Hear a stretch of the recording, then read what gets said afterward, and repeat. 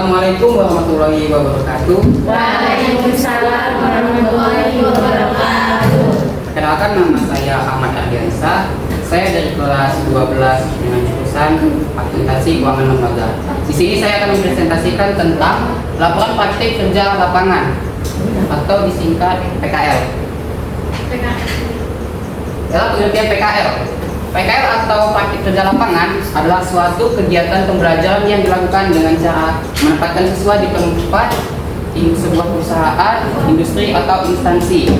Kegiatan ini juga sering disebut sebagai kegiatan magang dan hanya dapat ditemukan pada jenjang pendidikan menengah kejuruan atau disebut SMK. Setelah masuk ke tujuan PKL, pertama, memberikan gambaran dunia kerja yang sesungguhnya. Kedua, melatih siswa untuk berkomunikasi secara profesional. Tiga, menumbuhkan rasa percaya diri, tanggung jawab, dan keberanian. Dan keempat, melatih profesionalisme siswa agar siap bekerja. Masuk ke kehadiran. Jumlah hari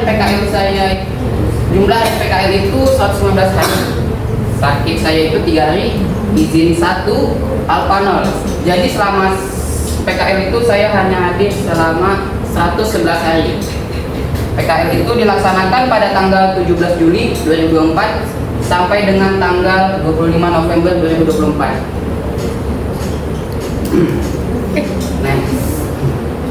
Baiklah, masuk ke jam kerja. Untuk Senin sampai hari Kamis, masuk itu jam 7.00 sampai jam 12 siang. Kemudian istirahatnya masuk ke jam 12 sampai jam 14.00. Kemudian masuk lagi sampai dari jam 14.00 sampai jam 17.00. Kemudian untuk hari Jumat itu masuk jam 7, kemudian pulang jam 11.30 sampai jam 11.30, kemudian istirahatnya dari jam 11.30 sampai jam 14 pas. Kemudian masuk lagi jam 14 pas sampai jam 17 pas. Kemudian hari Sabtu itu hanya dari jam 7 sampai jam 12 pas, kemudian pulang. Next, tempat saya magang berlokasi di PT TH Indo Pretension, Kebun Sengkawang, lebih tepatnya di kantor Sengkawang. Visi dan misi perusahaan. Visinya itu menjadi salah satu perusahaan agribisnis Indonesia yang terkemuka dengan pengelolaan terbaik dan memberikan keuntungan tinggi. Untuk misi, meningkatkan perkembangan perusahaan dengan standar kualitas tinggi, ramah lingkungan, dan berkelanjutan, serta memberi nilai tambah yang lebih untuk seluruh stakeholder. Sekilas tentang PT TH Indo Pretension. PT THIP singkatan dari Tabung Haji Indo Plantation yang sebelumnya disebut dengan PT Multi Gambut Industri atau disingkat MGI, sebuah perusahaan perkebunan yang terdapat di Riau, tepatnya di Kabupaten Indragiri Hilir dan Kabupaten Indragiri Hulu. PT THIP memiliki lahan seluas 84.000 hektar dan keseluruhannya bertanah gambut. Alat dan bahan selama saya melakukan kegiatan PKL: pertama laptop, kedua kertas, ketiga pulpen, keempat staples, kelima mesin fotokopi, keenam printer, dan 7 klip. Masuk ke kegiatan di tempat PKL. Pertama itu infuser, kedua ikut realisasi, ketiga ikut katalog, keempat membuat entries, kelima ikut laporan harian operasional unit traksi, keenam fotokopi kertas BKM, ketujuh membuat PKL secara manual. Sebelum saya masuk ke kegiatan saya selama PKL, saya akan menjelaskan sedikit tentang aplikasi PCS. PCS atau Plantation Control System merupakan aplikasi pengolahan bisnis proses di perkebunan berbasis Android smartphone yang sudah diimplementasikan di beberapa perkebunan kelapa sawit dan karet di Indonesia sejak tahun 2015. PCS telah menjadi solusi penting dalam mengatasi permasalahan bisnis proses perkebunan kelapa sawit yang dikenal sangat rumit dan kompleks. Di antaranya absensi karyawan, penugasan di lapangan, taksasi dan proses panen, transportasi, vehicle, dan lain-lain. Masuk pertama, input muster. Pengertian muster. Penginputan muster adalah penginputan absensi karyawan. Data absensi karyawan terdapat di BKM, buku kegiatan mandor, yang akan diisi oleh setiap mandor divisi. Penginputan ini menggunakan aplikasi Google Chrome yang akan masuk ke PCS, Presentation Control System, lalu ke menu MCS, Mobile Control System. Langkah kerja, cara mengerjakan penginputan muster. Pertama itu buka aplikasi PCS melalui aplikasi Google Chrome, lalu masuk ke MCS, klik muster, klik U1 attendance. Kedua, pilih tanggal yang ingin diinput. Biasanya itu kalau kita login langsung input, kecuali untuk hari Minggu karena itu penginputannya pada Senin. Kemudian yang ketiga, klik tambah pada kolom action. Di kolom attendance ada kolom tertulis belum pilih. Kemudian klik K kerja. Klik tambah activity di kiri layar. Activity kodenya itu 800, cost centernya Go Workshop. Employee itu select all. Employee itu bisa diibaratkan kayak nama karyawan. Kemudian quantity 0, output 0, mandates 5, lembur 0. Untuk mandates kenapa 5? Karena biasanya itu karyawannya itu hanya dalam sehari itu hanya ada 5 karyawan, jadi mandates itu 5. Kemudian untuk informasi tambahan, biasa yang 5 ini kan kerjanya sebagai mekanik, maka dibuatlah mekanik. Kemudian yang kelima, klik OK. Setelah klik OK, klik save dan kemudian klik submit. Seperti ini contoh penginputan muster. Tak nampak? Nah, biasanya untuk hari Senin sampai hari Sabtu itu tuh di kolomnya di muster itu biasanya kalau untuk Senin sampai Sabtu ada banyak pilihan dia. Ada kecelakaan kerja, bimas tua. Yang ini untuk mereka yang melakukan pekerjaan pada tersebut. Sedangkan yang tidak isi realisasi itu orangnya tidak melakukan pekerjaan, karena ada cuti dia atau haid atau cuti melahirkan, mungkin atau sebagainya. Nah, terus untuk hari Minggu biasanya itu hanya sedikit menunya. Biasa kalau yang masuk kerja itu hanya KL, kerja libur dibayar. Sedangkan untuk yang tidak bekerja biasanya cuti melahirkan ataupun ML, minggu libur. Yang kedua, input realisasi. Pengertian realisasi. Realisasi adalah penginputan hasil kerja karyawan. Pada realisasi, jika nama karyawan masih merah, maka harus dipastikan untuk melakukan tarik pinjer terlebih dahulu. Masuk ke langkah kerjanya. Langkah pengerjaan realisasi. Pertama itu login, buka aplikasi Google Chrome, terus buka web aplikasi PCS, kemudian masuk ke menu MCS, kemudian klik realisasi, lalu klik S1 realisasi. Kedua, pilih tanggal yang ingin diinput. Biasanya jika hari ini tanggal 17, maka dia akan melakukan pada tanggal sebelumnya, tanggal 16. Kemudian di section itu kita pilih MMT. MMT itu bisa disebut kayak rombongan abdeling, tapi dia bukan termasuk abdeling. Kemudian ketiga, klik tambah di kolom action, lalu klik pensil. Kemudian keempat, klik tambah di layar. Untuk cost centernya Gogosop, employee nama karyawan, quantity 0, output 0, mandate 1, dan lemburnya 0. Kemudian yang kelima, klik OK. Setelah semua nama karyawan di input, klik OK. Ini dia untuk nomor 4 ini biasanya satu nama karyawan satu kali input. Jadi jika sudah 5 karyawan maka baru semuanya di klik OK. Kemudian setelah semuanya di input, klik save, klik submit, dan terakhir klik konfirmasi. Contoh pengerjaannya itu cost centernya Gogosop, employee nama karyawan, quantity 0, output 0, mandate 1, kemudian lembur 0. Langsung klik OK. Nah, ini contoh realisasi yang belum melakukan tarik pinjer. Jika masih merah itu dia harus melakukan tarik pinjer. Tapi misalnya masih ada beberapa nama karyawan masih merah, misalnya 1 sampai 4 ini putih namanya kan, dan nomor 5-nya itu merah, itu itu bisa saja dia tidak melakukan karyawan tidak melakukan merger di pos misalnya, atau disebut mangkir. Nah, inilah before dan after setelah input realisasi. Yang ini yang sebelum melakukan, jadi ini sudah kuning. Kalau sudah itu dia akan melakukan seperti ini kuning, berarti sudah selesai penginputan. Untuk yang ketiga kita melakukan input Carlog. Pengertian Carlog. Carlog adalah penginputan hasil kerja unit fraksi dari awal sampai akhir, meliputi jam kerja, jarak tempuh, dan output yang didapat dari unit tersebut.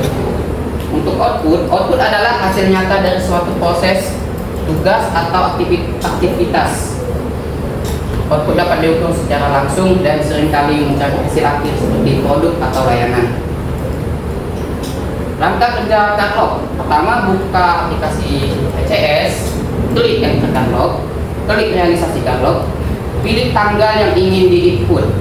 Kedua, di pencarian, ketik kode unit GS01. Biasanya dia langsung muncul GS01, sebenarnya itu tulisannya genset. Terus untuk mengisi hasil kerja dari unit itu, biasa sumbernya itu dari file itu Carlog PHP 12. Kemudian untuk ketiga akan masuk ke new activity. Biasanya itu activity mapnya dengan kode 920, biaya perumahan SOC atau LOC. Kemudian box center, LOA 2 KHT, jam mulainya jam 4, jam akhirnya jam 6. Kemudian KWH mulainya 0, KWH stopnya 34. Untuk Remax itu kayak keterangan penerangan perumahan building 1 dan 2. Dan vehicle operator itu nama karyawan yang menggerakkan unit itu. Kemudian transportif, jenis transportasi yaitu 99, angkut lain-lain. Output itu 2. Kenapa 2? Karena dari jam 4 sampai jam 6 itu dihitung hanya 2 jam. Untuk OUM itu sama dengan H itu sama dengan ukuran jam setengah pos jam. Seingatnya jam pos kan? Ya kan? Kemudian setelah dibuat semua itu, untuk yang keempat klik submit. Setelah klik submit, biasa dia itu dalam menggunakan genset, unit genset itu dia ada melakukan berapa kali pekerjaan dalam hari, berapa kali shift gitu. Jadi jika dia melakukan 2 shift pekerjaan 2 kali hidup lampu misalnya ya, maka dia akan submit all. Jadi semuanya itu akan langsung centang. Kemudian setelah submit all, klik close. Lanjut. Nah, inilah contoh pengerjaan Carlog ya. Kodenya 920, kemudian box centernya 2 KHT, jam mulainya jam 4, jam akhirnya jam 6, KWH mulainya 0, KWH terakhir tempat. Terus penggunaannya itu untuk perumahan building 1 dan 2, nama karyawannya, kemudian jenis transportasi 99, output vehicle 2 00, OUM-nya KM, terus activity 2, OUM-nya H. Kemudian kalau sudah gini biasanya dia akan save and baru buat yang kedua. Lanjut. Nah, inilah contoh pengerjaan input Carlog yang sudah sebelum dan sesudah inputan. Biasanya kalau sebelum melakukan penginputan dia akan merah karena belum ada satupun yang diinput. Dan setelah diinput dan kita submit, biasanya dia akan hijau menandakan dia sudah selesai penginputan. Nah, untuk kode unit yang ada di Carlog, biasanya itu semua unit itu punya kodenya. Misalnya G1 untuk genset, R04 untuk mini traktor, KA10 itu untuk bargas, KA28 untuk pompong, KS04 pancung boot atau bisa disebut ya. Untuk DT01 dan X123 excavator dan AS01 mini crawler. Mini crawler yang banyak ULP. Nah, ini contoh kendaraan yang ada di fraksi, contoh unitnya. Nah, kemudian untuk keempat, kerja saya keempat itu adalah membuat entries. Ya. Next. Entries material requisition list adalah kertas yang digunakan untuk menulis permintaan suatu barang. Biasanya entries digunakan untuk meminta barang yang ada di gudang. Lanjut. Selama itu tanggal yang dibuat harus. Kemudian nama perusahaannya, kemudian unit operasional. Biasa tempatnya itu kayak ada kodenya. Tapi di tempat saya itu kodenya TH3L. Kemudian tanggal yang dibutuhkan, misalnya tanggal dibuat itu hari ini, maka tanggal dibutuhkan misalnya besok, maka tanggal besok yang dibuat.